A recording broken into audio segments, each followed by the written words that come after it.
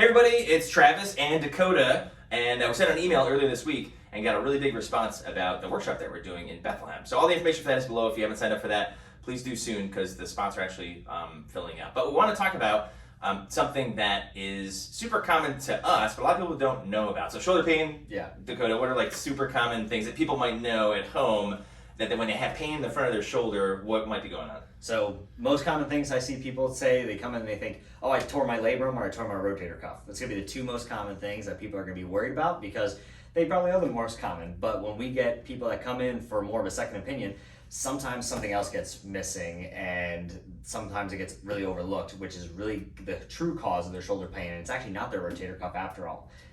Yeah, so I recently have a shoulder problem. If you look back into emails, you're going to find the answer to this question. But I came in, I had pain in the front of my shoulder.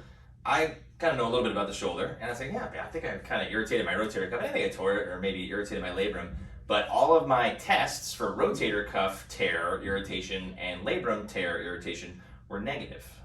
So I've got pain in front of my shoulder, but I don't have any problem with my rotator cuff or my labrum. And this is the problem that we see a ton of that often gets overlooked. So like Dakota said, we'll have patients that come in and say, man, I've had shoulder pain and I went to physical therapy and it didn't work. I'm like, well, tell me a little bit about that. You had pain in front of the shoulder, I did all this stuff, and it sounds like rotator cuff, labrum stuff, but they left out something. So if you want to reply to this email and tell me what was left out or what you think is going on with my shoulder now, that's not rotator cuff and it's not a labrum issue, it's something else, and it's super common in our clinic. And we're going to be going over in the workshop that's coming up on a couple Mondays from now, then reply to that email. And there's going to be a link below to register for that workshop. Maybe you don't have shoulder pain. Maybe you came to us and we fixed it. Great job.